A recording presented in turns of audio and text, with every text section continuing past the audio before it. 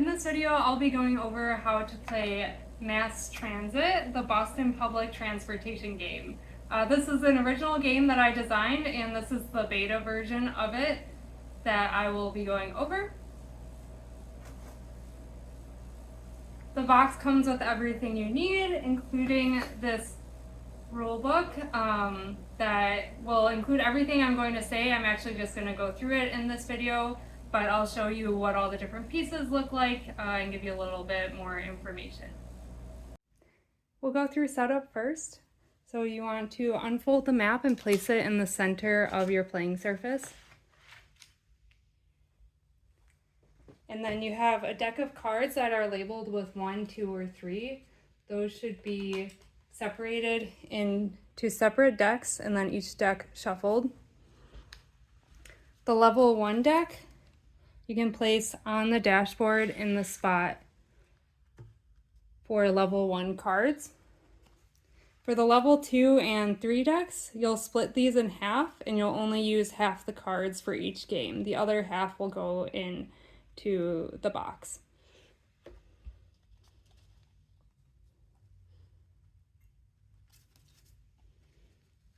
And you'll place these in the corresponding spots.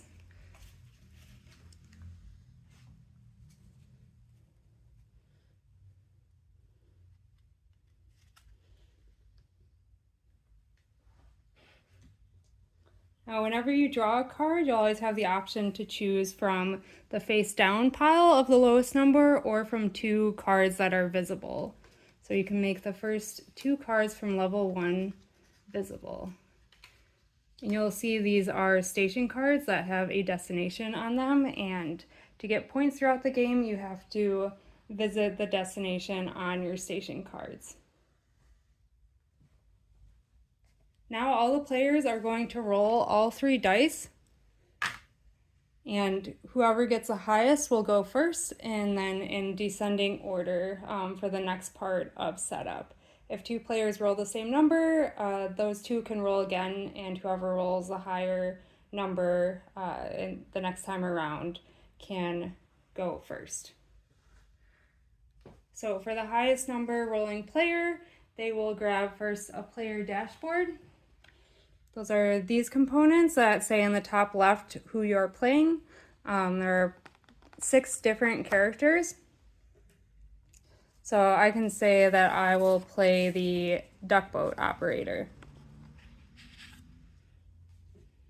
And everyone's dashboard will be placed on the table so that everyone else can see it throughout the game.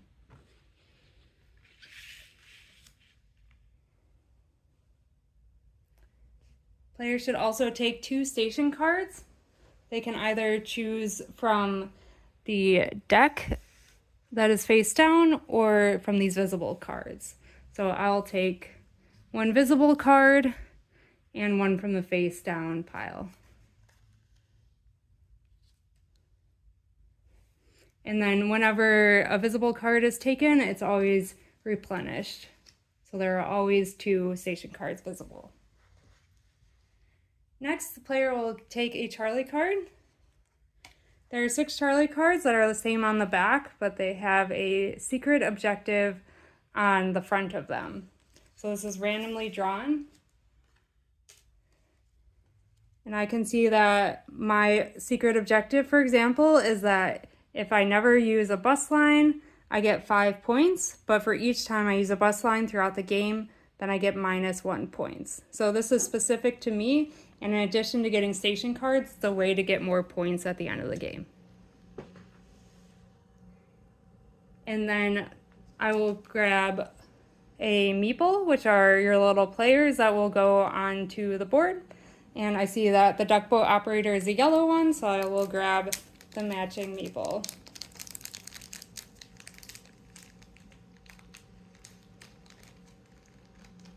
And I can place it on the board now. At the start, players can place their players anywhere where there's a star on the board, which is these 6 stations here.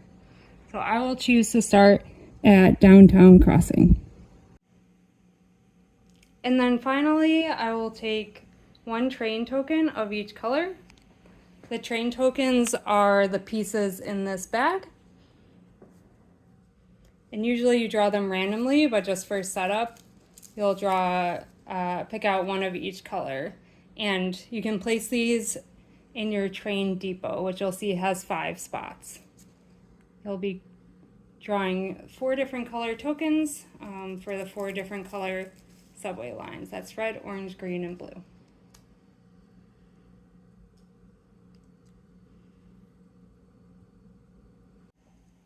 Now that setup is complete, the regular game begins. Turns will be taken going clockwise. Each player takes 1 turn at a time, and you'll start with the player whoever rolled the lowest on the setup roll of the 3 dice. So every turn will have 2 phases. First, building out the train system by spending train tokens. And then the second phase will be rolling the dice and moving your player around the train system. So first of all, the train system needs to be built. The map at the beginning of the game is just the tracks. There's no trains on it yet. Trains are indicated by black lines. So my player is currently at Downtown Crossing, and if they want to go to Chinatown, they need to have a train placed there. They cannot currently move. You'll notice that there are bus lines that are yellow, and those already have a black line in them, so that indicates that you can move freely around those and nothing needs to be drawn onto them. The silver line is the same. The silver line can be used from the beginning. So for the first phase of your turn, you'll grab from the draw bag 2 random train cars, and you can place them in your depot. And those can be played at any time during your turn or someone else's turn throughout the whole game. So then I will roll. And I see that I got a 1, so that means I can move 1 space. This is the second part of the turn where you can roll and then move the number of spaces that are shown on the dice. So I noticed that there are no trains around my player, so they can't move at all. So I will spend 1 orange token, and I'll draw 1 orange line train between Downtown Crossing and Chinatown. And then I'll use the dot on the dice to move 1 space. And reminder that your goal is to arrive at the station cards that are on your dashboard. So I see that I have Back Bay on the orange line, and I'm working my way over there. If you decide that you do not want to roll and move and you would rather replace your station cards, then you are allowed to do this. So if that is the case, then you take your 2 trains, and then instead of rolling the dice, you take both of your station cards and you discard them. And then you can take 2 new cards, again, either from the visible cards or the current level pile.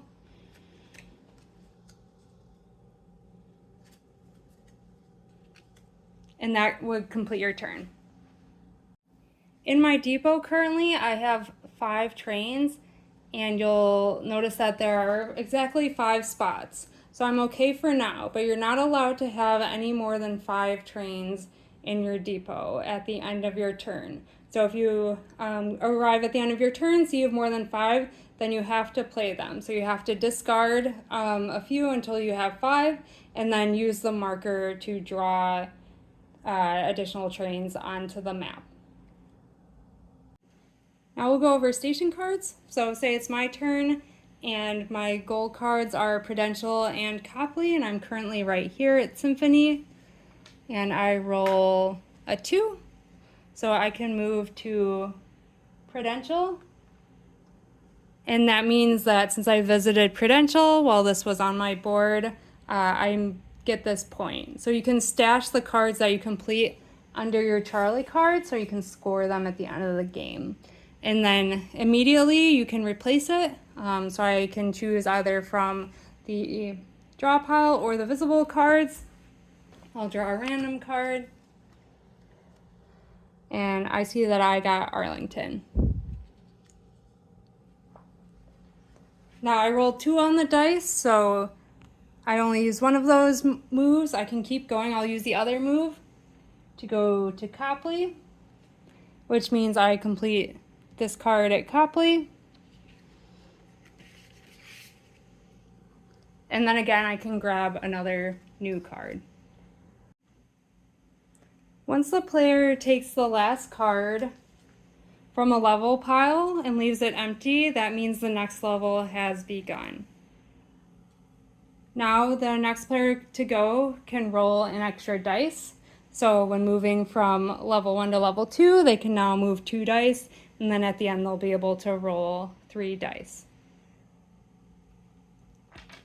Players can still either draw from the face down pile or these 2 face up cards. Even if the face up cards or cards on your dashboard are still level 1, as long as the level 1 pile is empty, it's considered level 2 and 2 dice are rolled. In levels 2 and 3, when you go to reveal a new station card, you may find an event card instead. The event cards will tell you exactly what to do. For example, this one says there is maintenance on the red line, so no players may move along that line for 1 round until the player who revealed this event completes their next turn.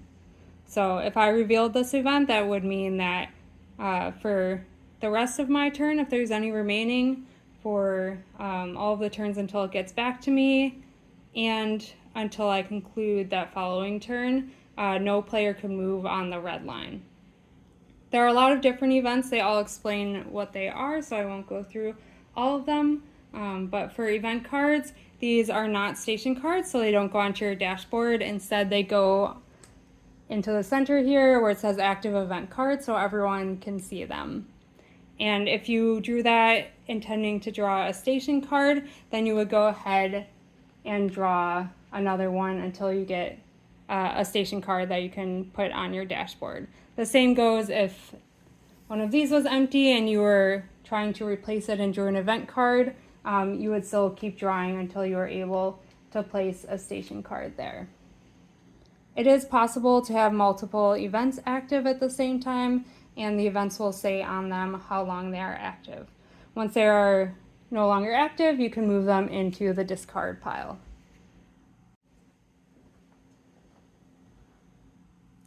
Once the last level 3 card is drawn, so that there are no more face down draw cards, the game starts to end. So everyone gets 1 more turn, including the person who drew that card, and then points are tallied. At the end of the game, each individual player will tally up their points. To do so, you can take all of your completed cards and your Charlie card and go through them one at a time to add up your points. So for my Charlie card, which said I get 5 points if I never use a bus. Let's say that I use the bus twice during the game, so then I would get 3 points for this. Plus 1 point for going to Prudential, so I have 4 points. Haymarket was another point, so I have 5. And I see here for Bowdoin that I get 2 points because it is the end of the line, a terminal station.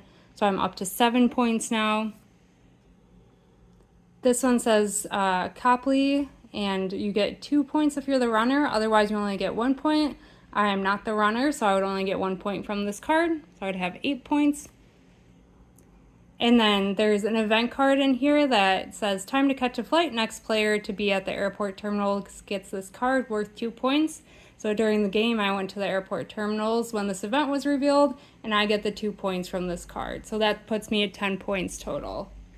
So each player will calculate how many points they have, and players can compare. Whoever with the highest points wins. And if you have a tie, you can look into the user manual to find some creative ways to break your tie. Thank you for watching. I hope you have a great game. This is a beta version, so I'm getting a lot of user feedback on it and would love your suggestions. They might even pop up in the next version of the game. The box comes with a sheet for giving me feedback. If you do this, you can get a partial refund of your purchase by August 31st. So I look forward to hearing your feedback, and thank you so much.